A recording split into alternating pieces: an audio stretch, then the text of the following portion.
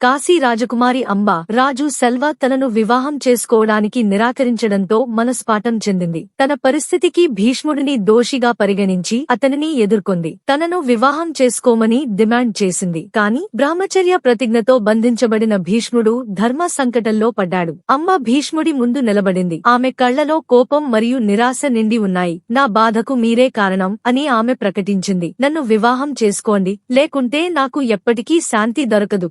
భీష్ముడు ధర్మం మరియు కరుణ మధ్య తన ప్రతిజ్ఞను కాపాడుకున్నాడు. భీష్ముడు తన బ్రహ్మచర్య ప్రతిజ్ఞ మరియు హస్తినాపుర సింహాసనం పట్ల ఉన్న బాధ్యతను వివరించాడు. నేను నా ప్రతిజ్ఞను ఉల్లంఘించలేను అన్నాడు. అంబ మనస్పాటం చెంది కోపంతో ప్రతీకారం తీర్చుకునేందుకు ప్రతిజ్ఞ చేసింది. మీరు పడిపోయే దృశ్యం చూడనంత వరకు నేను నిశ్చింతగా ఉండను అని ఆమె ప్రకటించింది. అంబ హస్తినాపురాన్ని వదిలి ప్రతీకార అగ్నితో మనసు నిండిన చిత్తంతో బయలుదేరింది. ఆమె శక్తివంతమైన ఋషులు మరియు యోధుల సహాయం కోసం వెతుక్కుంది. భీష్ముడిని నాశనం చేయాలని నిశ్చయించుకుంది. ఒక గొప్ప సంఘర్షణకు విత్తనాలు వేయబడ్డాయి. అంబ తర్వాత ఏమి చేస్తుంది? కథ మరింత ముందుకు సాగుతుంది.